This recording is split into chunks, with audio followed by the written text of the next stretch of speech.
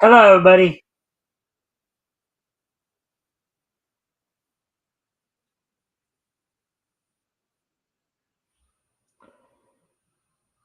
All right, so today, hello, everybody. Welcome to the Mikestand. Today is Monday, December 23rd. So, of course, Christmas is just a couple days away. Of course, Christmas Eve is tomorrow. Um, as mentioned last night, programming note, we won't be doing shows tomorrow or Wednesday, but we'll be back on Thursday. We will be having shows next week, all days, including I'm planning hopefully a panel show on Tuesday um, on New Year's Eve, kind of a year end wrap up show. Hopefully, get some people on and hang out and talk all things Nietzsche, all things that happened in the world of Nietzsche in the past year. Um, so also, let's see. Also, so as we wait for more people to show up, I'm gonna give people a chance to show up. Um, let me see. I got all the announcements out of the way, so let's see. Um, once we're gonna give people a few minutes to show up, and then we'll talk about what's on tap for tonight. Is we do have quite a bit to talk about. There's a few news stories, but I will let you know that in another minute or so here.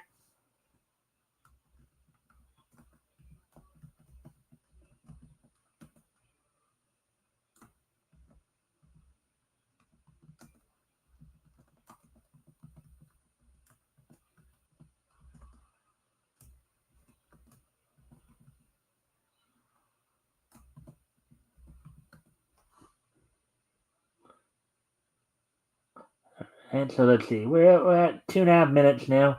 Hopefully, y'all had a chance to catch some of last night's shows. We were, of course, reading through, um, Wiz comics from um, cover date June of 1940, on sale date April of 1940.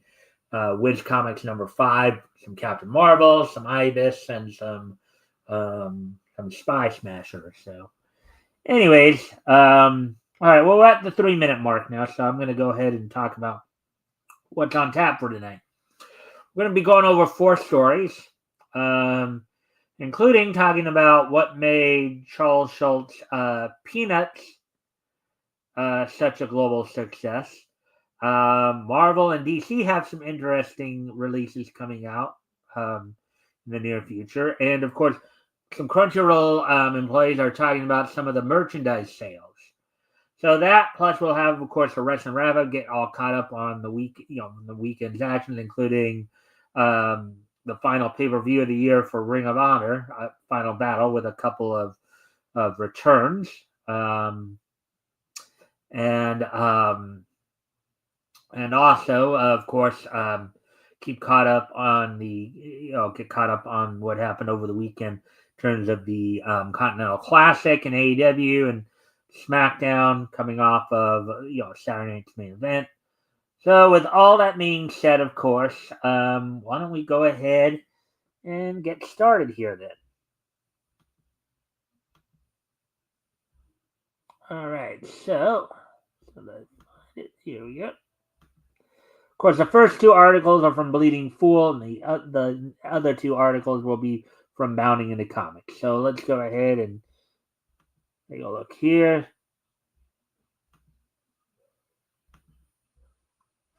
All right, so here's the first one we're going to look at, of course.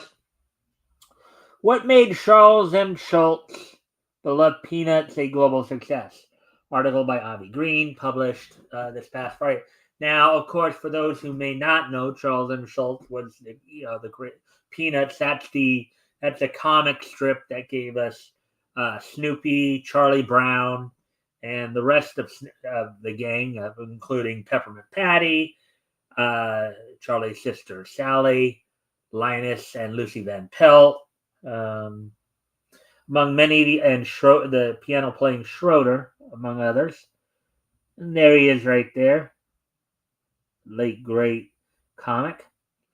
So the BBC ran a history article about the late Peanuts cartoonist Charles Schulz and how he developed his classic cast of kids led by Charlie Brown.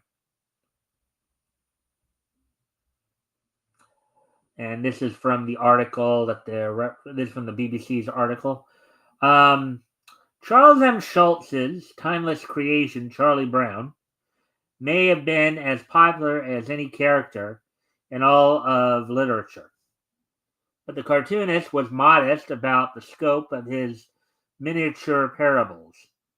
In a 1977 BBC interview, he said, quote, I'm talking only about the minor everyday problems in life. Leo Tolstoy dealt with the major problems of the world. I'm only dealing with why we all have the feeling that people don't like us. Unquote. Interesting perspective there. This did not mean that he felt as if he was dealing with trivial matters. He said, quote, I'm always very much offended when someone asks me, in smaller quote, do I ever do satire on the social condition? On smaller quote, well, I do it almost every day. And they say, in smaller quotes, well, do you ever do political things? In smaller quotes, I say, I do things which are more important than politics. I'm dealing with love and hate and mistrust and fear and insecurity, unquote. Well, some very interesting ways to answer the questions there, eh? And again, a friendly reminder to you guys, of course, if you haven't already, if you guys can like and share the stream, see if we can get some more friendly people in here to engage. That'd be appreciated. Also, if anything here grabs your attention, feel free to comment and or ask questions. And I will try to answer the questions to the best of my ability.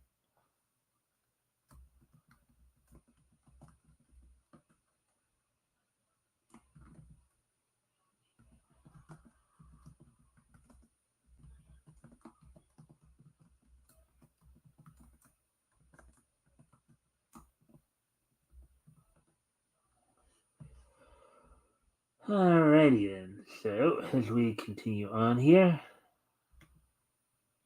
on with the article. So while Charlie Brown may have been the eternal failure, the universal feelings that Schultz channeled helped make Peanuts a global success. Born in 1922, Schultz drew every single Peanut strip himself from 1950 until his death in February 2000. So he was approximately 78. He was 77, 78 when he passed away. Obviously started drawing the strip at age 28. So 50 years there. It was so popular that NASA made 2 of the modules in its May 1969 Apollo 10 lunar mission. Named 2 of the modules in its May 1969 Apollo 10 lunar mission after Charlie Brown and Snoopy. The strip was syndicated in more than 2,600 newspapers worldwide and inspired films, music, and countless items of merchandise. Not to mention some pretty memorable specials and movies, including, of course, It's a Great Pumpkin, Charlie Brown, or Charlie Brown Thanksgiving, and Race for Your Life, Charlie Brown. So Snoopy Come Home as well. Part of its success, according to the writer Umberto Eco, was that it worked on different levels. He wrote, quote, Peanuts charms both sophisticated adults and children with equal intensity, as if each reader found their something for himself. And it is always the same thing to be enjoyed in 2 different keys. Let's see, Peanuts is thus a little human comedy for the innocent reader and the sophisticated. And I'm gonna step away from the go off camera here for a moment. I'll be as soon as I find the cursor, of course.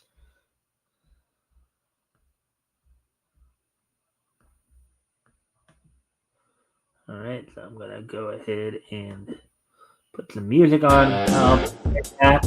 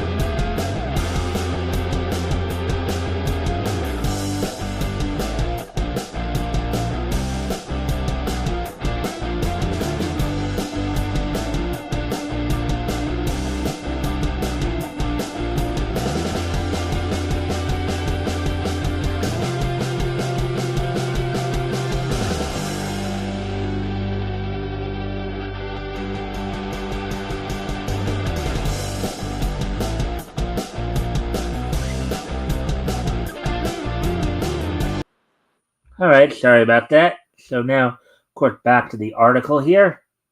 Let's see. Oh yeah. Part of its success. Okay. So yeah, we um, for the innocent reader and for the sophisticated. Okay. Exactly, and that's how it became one of the most popular and this is Avi speaking, of course. One of the most successful comic strips for half a century. Though it remains a question of whether it still remains durable in an era where political correctness sadly took so much grip. Only time's going to answer that query. And there, of course, you have from you know from left to right. There, you have Sally and Charlie Brown. I'm not sure who that's the only one I don't know. Let's see, you got up front of them Schroeder playing the piano with Snoopy on the piano. Got Peppermint Patty, and then the Van Pelts, Lucy and Linus. And there we go. So we're done with that article. So hopefully you guys enjoyed that one. Get ready to move on to the next article. As the next one from from Bleeding Fool. Yeah, this will be the last article we do from Bleeding Fool tonight, and then we'll move over to Bounding in the Comics to do our other two articles. Marvel Comics announces Godzilla versus Fantastic Four special. Article by Chris Braley, published December 22nd, which was, of course, yesterday. So let's take a look at this now.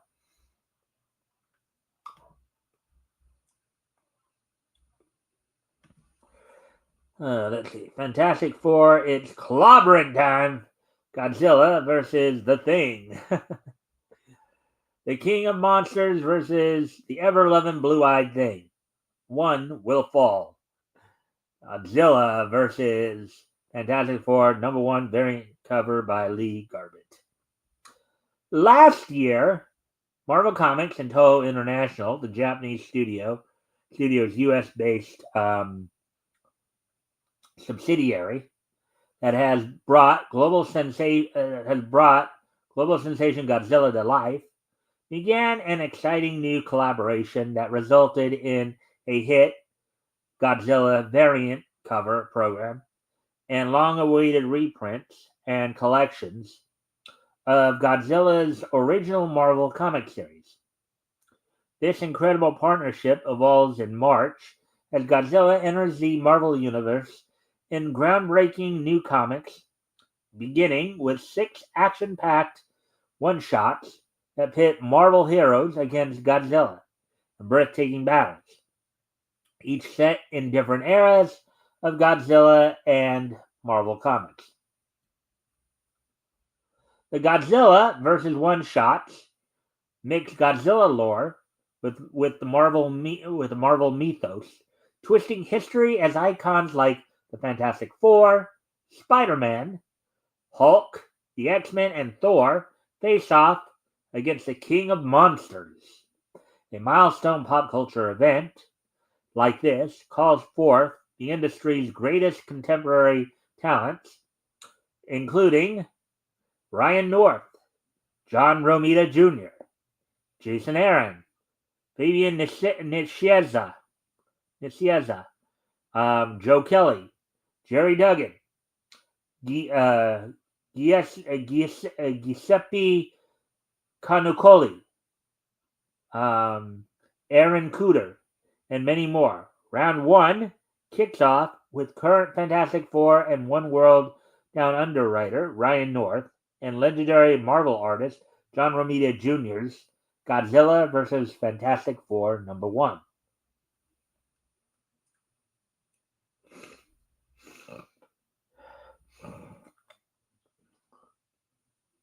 Approved by the Marvel Code Authority.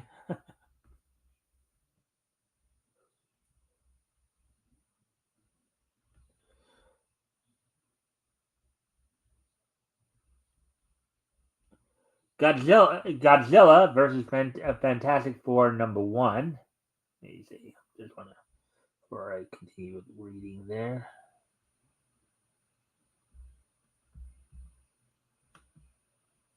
Nobody's. Again, if you guys haven't already, you guys can help out by liking and sharing the stream. See if we can get some more friendly people in here. That'd be to engage. That'd be appreciated. Also, if anything grabs your attention, feel free to comment and or ask questions. I'll try to answer the questions to the best of my ability. So, in Godzilla vs. Fantastic Four #1, witness a threat never before seen as King Ghidorah descends upon the Earth with the power cosmic as Galactus's new herald. Can the Fantastic Four stop him from destroying New York along with the rest of the planet? It's a city-smashing spectacular as Godzilla, with the help of Silver Surfer, join forces to stop the world from certain annihilation. A must-have for Marvel and Godzilla fans alike. The 1970s Godzilla King of Monsters series by Marvel was 100% out-of-control comic book fun. Anything went.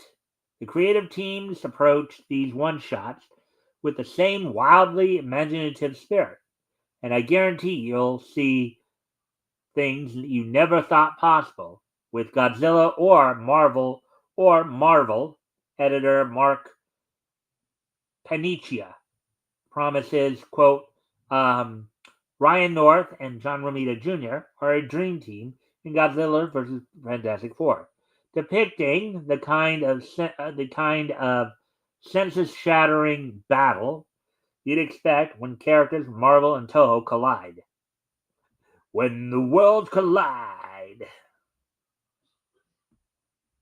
Check out the main cover by Adam Kubert, along with variant covers by Mark Bagley, Nick Bradshaw, and Lee Garbett, which we saw earlier. Pre-order Godzilla vs. Fantastic Four #1 at your local comic shop today. And stay tuned in the months ahead for more Godzilla vs. Marvel announcements. So there you go. So if you're a Marvel fan, you have something to look forward to. Godzilla versus Marvel characters. Hey, Natsumi. Hello. I see you there. Welcome to the show. Hopefully you're enjoying it. So now we'll get ready to move on to some more news over at Bounding into Comics here. Let's see. Yeah. Making good time thus far.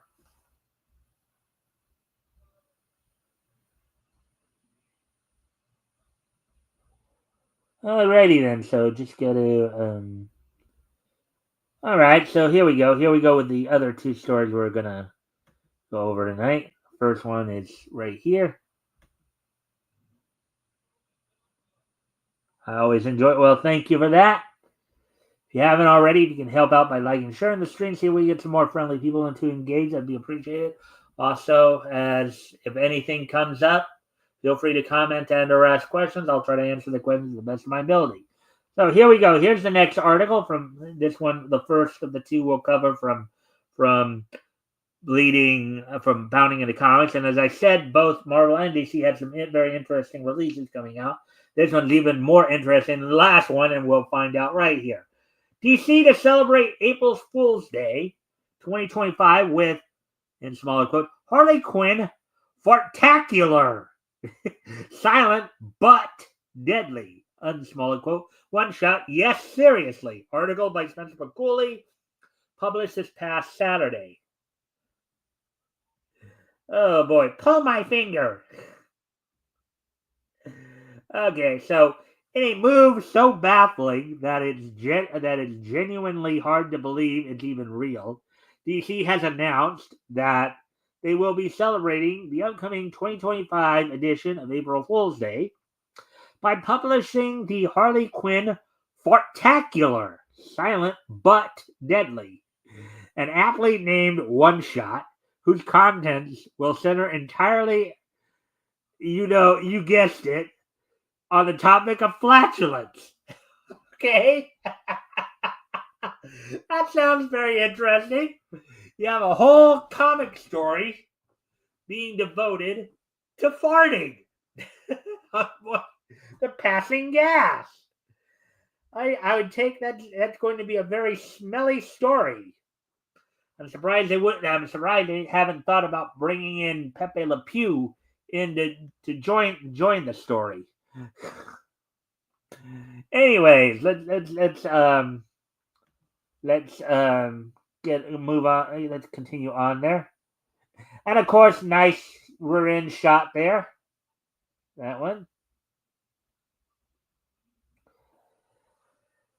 Therein, tucked far below such potentially promising teases as those given for Absolute Flash Volume 1, Number 1,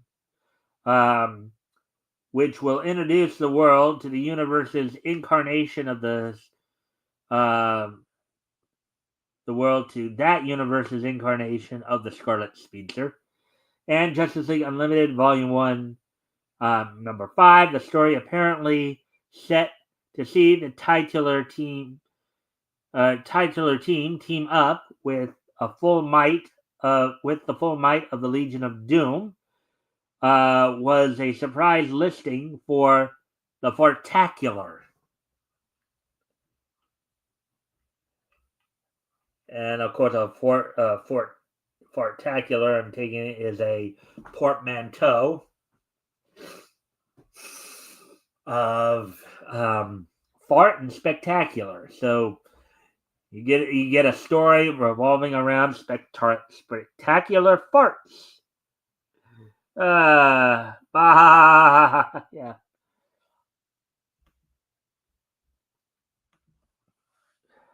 Let's see. Set to be penned by Fire and Ice, Welcome to Smallville Volume 1 writer Joanne Sterer.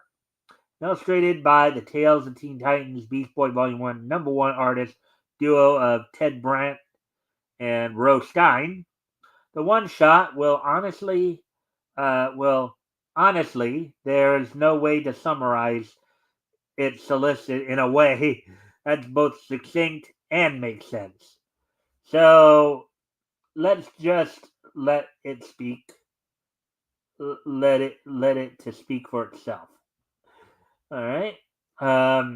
Quote, I've been holding in all my very worst bits of bubble guts for the last 32 years, and it's all been leading up to this epic expulsion. Oh, God. Could you imagine holding a fart for 32 years, just how big and stinky that would be? I think that would be toxic. I think anybody within like a 10 mile, at the very least a 10-mile radius would probably end up dead from something like that. Talk about chemical warfare, baby. Biohazard indeed. Explains the book's description. Quote, your nose will never be the same. No kidding. You'll gag. You'll cry. You'll feel things you ain't never felt before. This fine publication is a celebration of all things past, present, and future. Sequential art's place in the annals of history is about to change with the release of Harley Quinn Fartacular, Silent but Deadly, a comic that promises to have the highest concentration of gas per page, GPP, ever committed to print. Emphasis on committed because everyone who worked on this comic is getting thrown into Dr. Fartley's home for no good gassy gals and guys. Read the comic that Abraham Lincoln called, in smaller quote, a joy from fart to finish, unsmaller quote, moments before he died. Oh boy. Quote, warning, unquote. It concludes, quote, we aren't kidding. If you're grossed out by farts, then this comic isn't for you. In parentheses, and that's okay, though I am judging you, parentheses, unless you want to put your feelings to the test, in which case this comic is for you, unquote. Matt, DC must really be falling on hard times with comic sales right now. If they've got to rely on an entire story of passing gas to sell books. Oh boy. That is just pretty hilarious.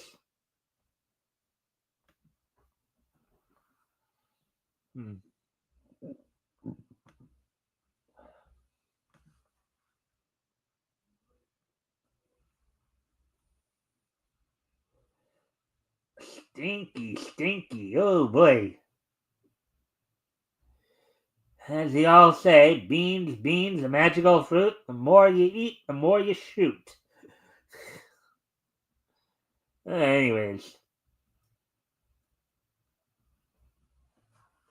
Let me go back up there for a moment. Man, she looks kind of demented right now. Of course, we all know that she's demented, but look at that. It's almost like she's getting some kind of sadistic pleasure out of passing it. I wonder if she's an odophilic, an odophile, or something like that, or fartphile. I'd have to wonder.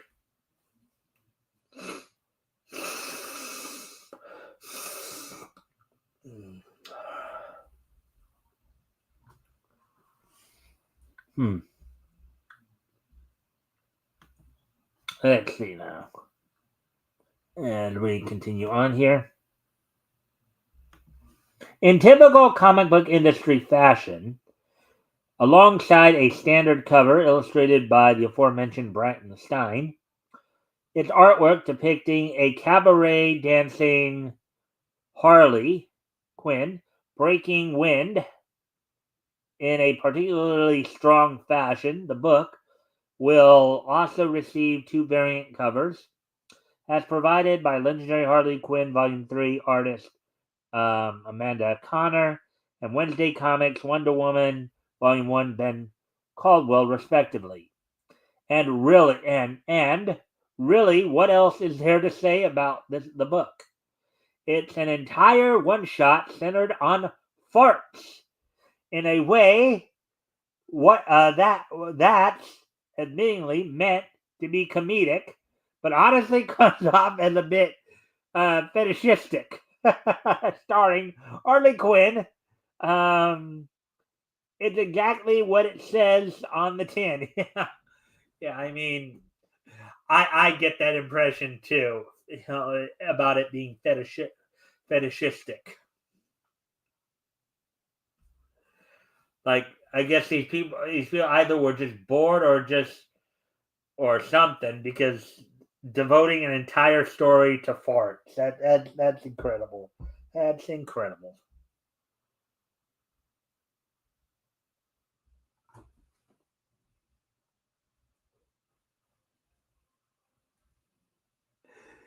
And the thing is, there probably are actually some people who probably would read this book too. There probably are some fartophiles out there, I guess, some gas files or what have you. Um, to that end, for those who wish to get a whiff of the Harley Quinn fartacular, silent but deadly, for whatever reason, in parentheses, you do you, dear reader. The one shot is currently looking at a release date of March 26th, 2025. So just in time for spring, for the start of spring, right? Normally, the smells we get from the start of spring usually are more, fresher sounding smells, like flowers, like the gentle breeze in the air. But also, of course, it may tend to remind you of you know of manure, fertilizer as well, right? And of course, we get the fartacular. Ay ay ay ay ay ay ay, oh sole mio. Let's see, we're just past a 30-minute mark here, so we're actually doing some pretty good time here. All right, so on to the last story that we're going to go over tonight before we get into the wrestling wrap up. Let's see.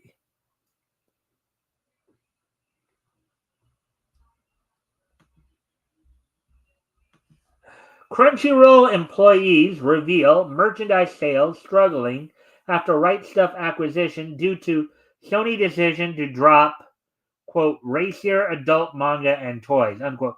Article by Spencer McCulley published Saturday. I've heard about this too, because I know Hiro Hay covered this as well. Um, just some things going on there, and it is it has been making the rounds, and again, trying to push the more woke agenda. They're just denying themselves. So according to a new report, though Crunchyroll purchased online anime merchandise retailer Right Stuff with the objective of strengthening their own operations, the acquisition has since proven less than profitable thanks to their parent company Sony's ongoing turn to Puritanism. Now, this article, of course, is being done by Spencer McCulley, senior writer at.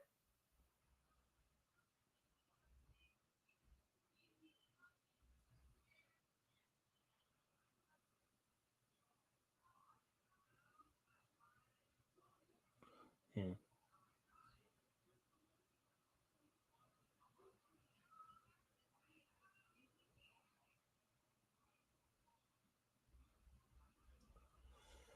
All right, so the dominoes that led to this outcome first began to fall in August 2021. So over 3 years ago, when after roughly 2 years of negotiations and a full blown antitrust probe from the U.S.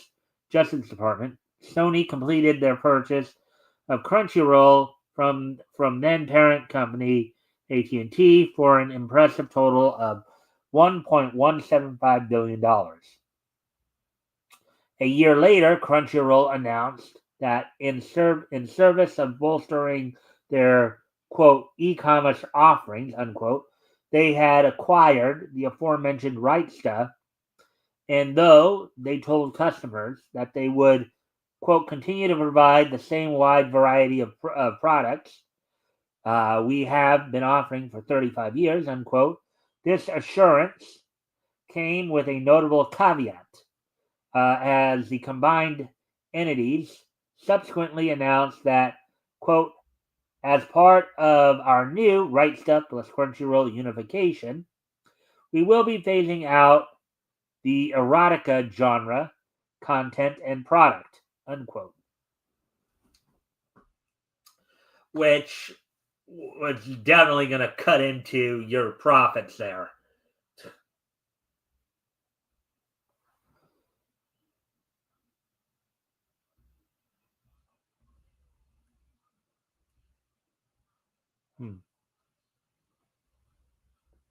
From there, September 2023 saw Sony officially collapse Right Stuff's retail operations into Crunchyroll proper, thus making their online storefronts one and the same. Which is typical when companies basically merge everything. That they get rid of the redundancies. Does cut down on them. Theoretically, they could be making more money out of it. Hey, Carrie. I don't know how long you've been here, but you just missed me doing you may want to go back and watch the show a bit, because I just, prior to the article I'm doing right now, I just did an article about DC releasing a comic called Harley Quinn Fartacular, an entire story dedicated to passing gas. So they get that.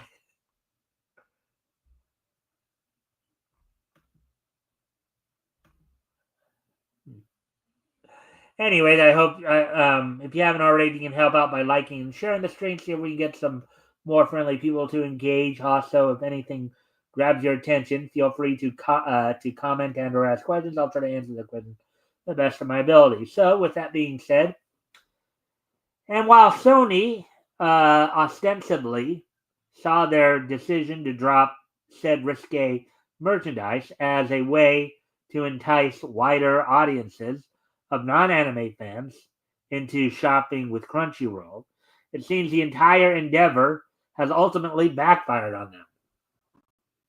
Yeah, because your more racier, risque erotica type stuff is a big seller. People want that.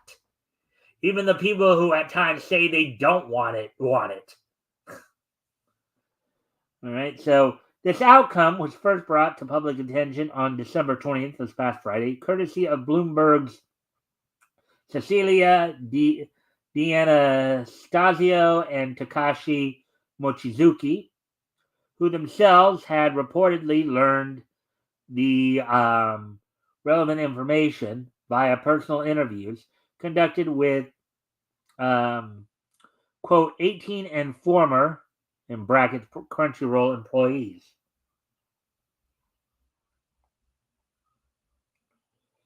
Robin and Nami reveal Revel and their new Egghead Island fits in One Piece episode 10,094. Mystery deepens. Egghead Lapophases.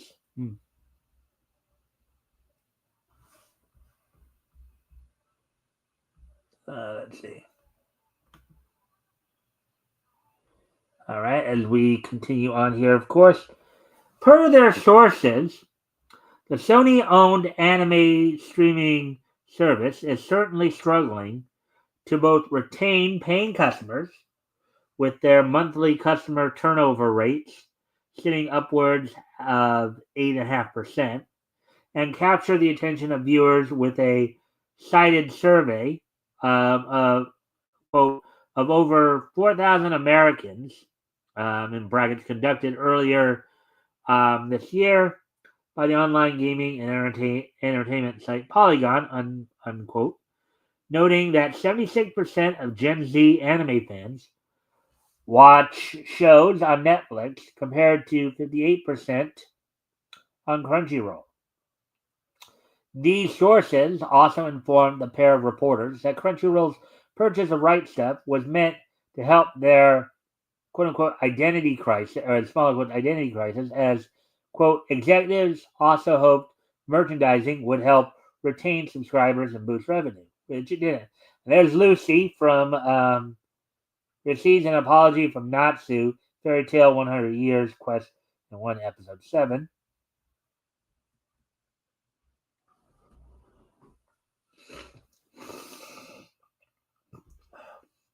Quote, viewers could binge on manga comic books between anime seasons instead of pausing their monthly fee or purchase collectible figures of their favorite anime characters, unquote. They explained, quote, after taking over the anime merchandise retailer Right Stuff for an undisclosed sum in 2022, Crunchyroll's online store was poised to offer manga, DVD, and toys, unquote.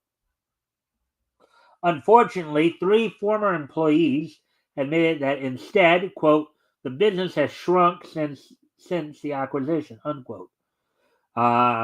With various reasons said to have contributed to the result. Most notably, the fact that, quote, Sony asked Crunchyroll to pull the racier adult manga and toys that formed about 5% of Right Stuff's revenue, unquote. That's a pretty big chunk when you think about it. But this sounds a lot like another example of get woke, go broke, right?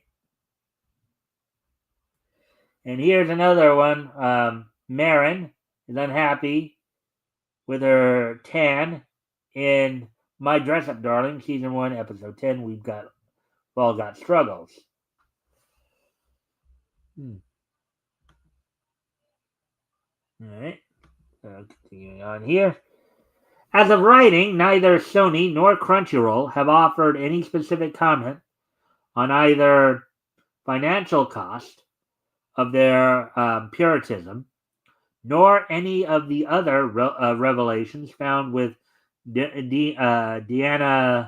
Stasio and Mochizuki's article, with the only official communication from either being a standard PR statement given in response to Bloomberg's request for comment. Quote, there's never been a more exciting time to be an anime fan. We are strategically feeding a pipeline of anime content and experiences that fuels that fandom, deepens the love of anime, and exposes more audiences to the medium, unquote, wrote the anime distributor. No, you're not. Not when you're taking out a popular chunk of your merchandise. Not when you're like basically cutting out a pretty popular chunk of your genre there and your merchandise. Let's see. Quote, the Crunchyroll business is outperforming our financial expectations. Then you must have had some pretty low expectations then. And the company is well positioned to continue to grow alongside the rising global demand for anime, unquote. All right. So there we go with that one. So that's all we have for the articles tonight. So now, of course, we're going to get ready to move on to the wrestling wrap up, as we do, of course.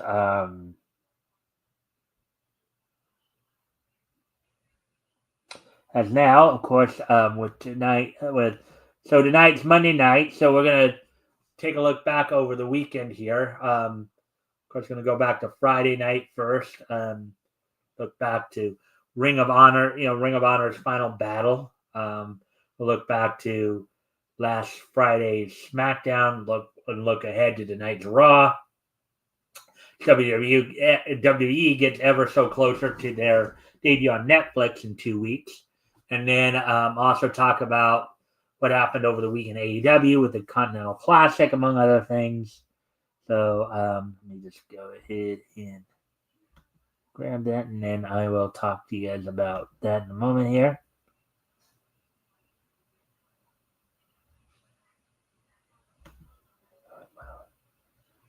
All right, what do we doing?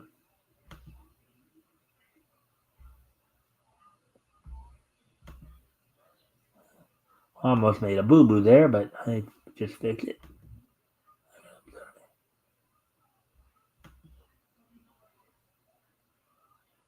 All right.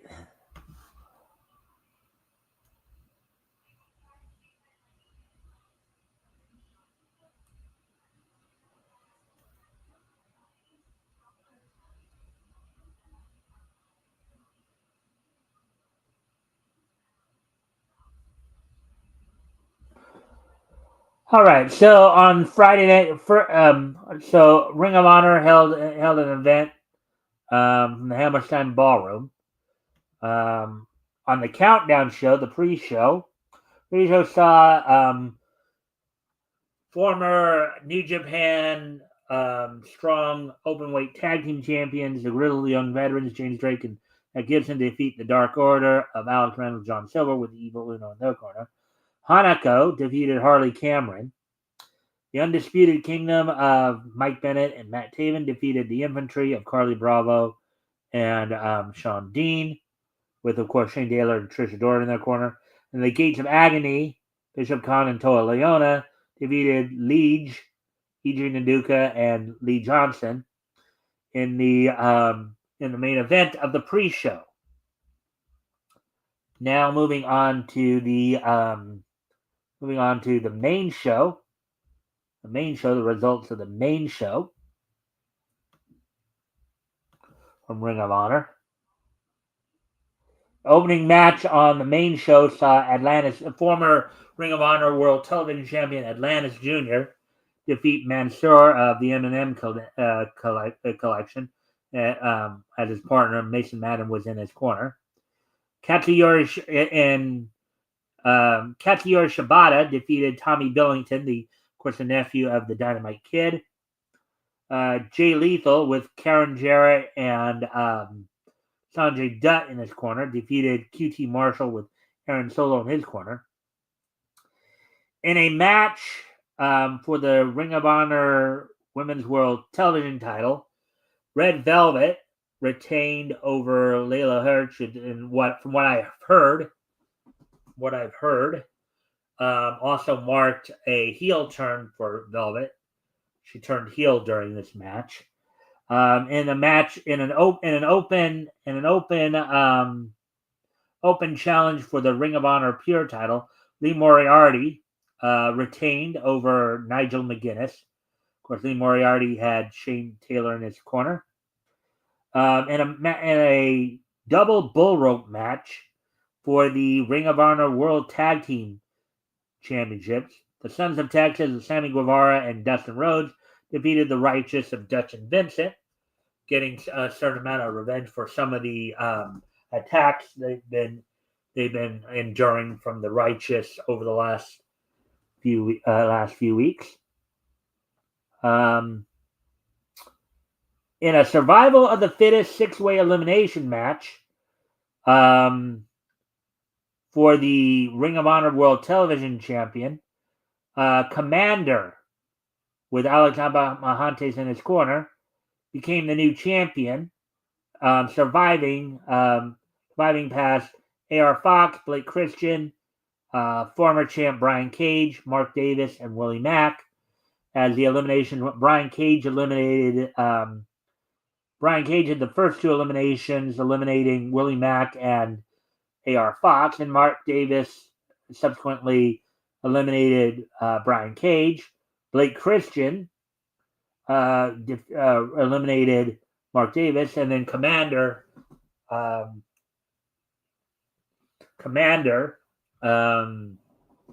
eliminated Blake Christian to become the new champion. This win, of course, should give him some momentum, as you know, in the hopes of at least getting on the board, as he only has one more opponent to face in the Continental Classic. As we'll talk a little bit about that in a moment. As well, on Rampage, the one thing we will talk about from Rampage is that Commander lost to Brody King. Brody King got 6 points. to get into what was a 5-way tie at that point before, and we'll talk about happened on Collision in a bit here. But Commander became the new Ring of Honor World Television Champion. Chris Jericho successfully retained Ring of Honor World title over Matt Cardona in a match that was severely panned by everybody. It also saw the return and then subsequent departure again of Bandito, as Bandito made his return at the event to challenge Chris Jericho for the Ring of Honor World title, being a former Ring of Honor World Champion in his own right. Only for news to come out today that he apparently suffered another injury during the event, so may be gone again. And in the main event, actually saw Athena retain the Ring of Honor World Women's World title over Billy Starks. So, and then another return that happened at the show saw Danhausen make his return after a lengthy absence. So now just going on to the Ring of Honor brand. And of course, Danhausen had been somewhat critical of how AEW had been using him as well. So now that was of course that was Ring of Honor. Now let's take a look at what happened on SmackDown, on Friday Night SmackDown. The opening match of the evening saw the bloodline of Jacob Fatu, Solo Sikoa, Tama Tonga defeat Andrade, Apollo Crews, and LA Knight in a match that saw Shinsuke Nakamura interfere in the match, going after LA Knight, with Solo Sikoa getting the pin on Apollo Crews. Carmelo Hayes outfoxed Braun Strowman in a singles match, getting him to get himself counted out. DIY's Johnny Gargano defeated Alex Shelley in a match that was supposed to have their partners remain in the back, but only for Tommaso Ciampa to come out to try to interfere in the match, and then Chris Sabin to come out.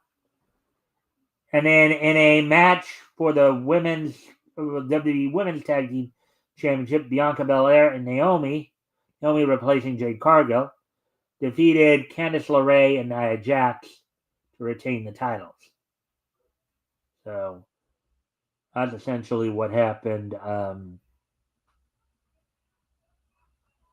the show, on that show. As I did mention, the one piece of news that came out of Rampage, of course, which was taped on Wednesday, but after the Dynamite taping, Brody King defeated Commander to gain another 3 points in the Continental Classic, getting him up to 6 in a 5-way tie. Now, with all that being said, of course, actually, let me do one more. Let me also mention one more thing in regards to WWE. Of course, tonight, Monday Night Raw will be happening, as WWE winds Raw's time down on the USA Network. As it was also reported that the length of time that Raw will be running on Netflix will vary between 2 and 3 hours. It was also recently announced that as SmackDown goes to USA Network, they'll be going to 3 hours.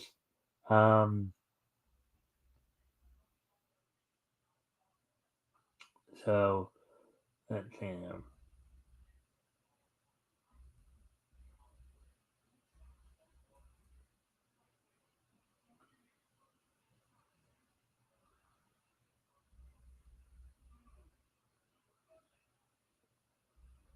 All right, That's right. I forgot they did a double taping from Boston last week as well for the Raw. So on tonight's Monday Night Raw, which was taped last week on the USA Network, um, and another first round triple threat match in the tournament to crown the first WWE Women's Intercontinental champion.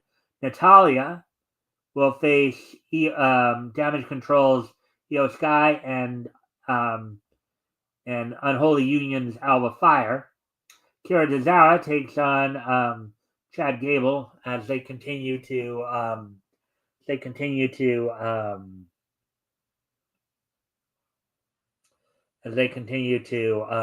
that rivalry between Chad Gable's new group and his old group Alpha Academy. Damian Priest looks to get some payback on Dominic Mysterio for Dominic's annex. The Miz takes on Dexter. The Miz, who's in association with Final Testament, will be taking on Dexter Lumis of the Wyatt Six. The main event will see a battle of two top stars, Sami Zayn taking on Drew McIntyre. So that's a lot. That's basically all we got for the WWE news. Now for the of course for the getting going back to the AEW news. Going back to Collision, as we said on Collision, of course. On Collision, of course, on Saturday night. As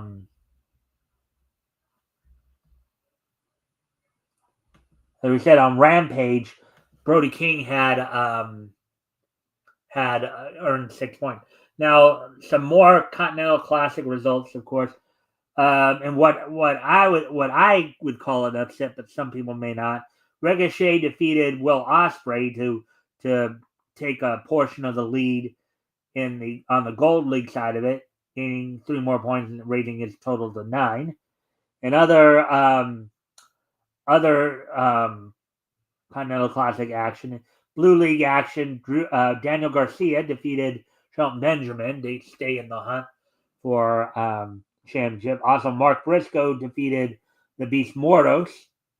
And in the main event, I believe, saw in Gold League action, Claudio Castagnoli defeat Darby Allin. So you have in the Gold League now, you have Claudio Castagnoli and Ricochet with 9 points apiece in the lead, followed in third place, 3-way tie with 6 points each of Will Ospreay, Darby Allin, and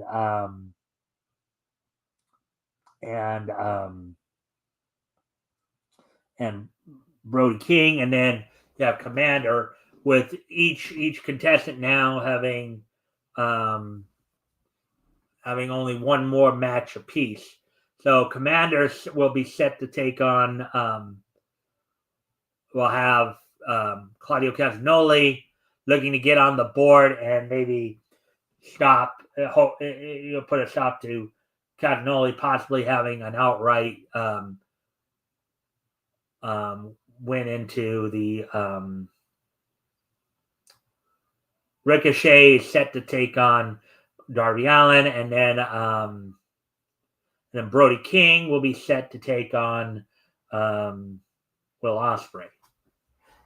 And the other match that was held during the show, Chris Statlander defeated Penelope Ford after Penelope Ford had the previous night attacked Willow Nightingale, and as Penelope Ford and Harley Cameron were double teaming on Willow, Chris Statlander came out to make the save. So with that, that's all I got for you guys on the wrestling wrap up now. So now, with today being Monday, December 23rd, 2024. Let's take a look back at this day in Nietzsche history. History! So let me see here. 54, 49, and 1999. All right. So first out, the first thing I would actually like to do is I'd like to wish a happy 75th birthday. Now for 70s and 80s cartoon fans, probably have heard this woman's voice before. Happy 75th birthday to Judy Strangus, who of course provided the voice of Gruvia in the Roman Holidays, Marilee in Butch Cassidy, Rhoda Ree in Wheelie and the Chopper Bunch, Pauline in the Donkey Kong segment of Saturday Supercade. So happy 75th birthday to Judy Strangus for all those 70s and 80s cartoons fans, Saturday morning fans. Now, of course, moving on to the next piece in Nietzsche history, as we move ahead to 1954, on this date in 1954, 70 years ago today, the 100th issue of T.P. Tim went on sale on this date from ACG, American Comics Group. On this date, back in 1954, it sold for 10 cents for 32 pages. It started out as Haha Comics. It's funny because one day before, 5 years prior, as we found out, the 70th issue of this book came out as Haha Comics. So now the 100th issue, the basically third to the last book in the series, went on sale on this date back in 1954, 70 years ago today. And finally, moving ahead to 1999, on this date in 1999,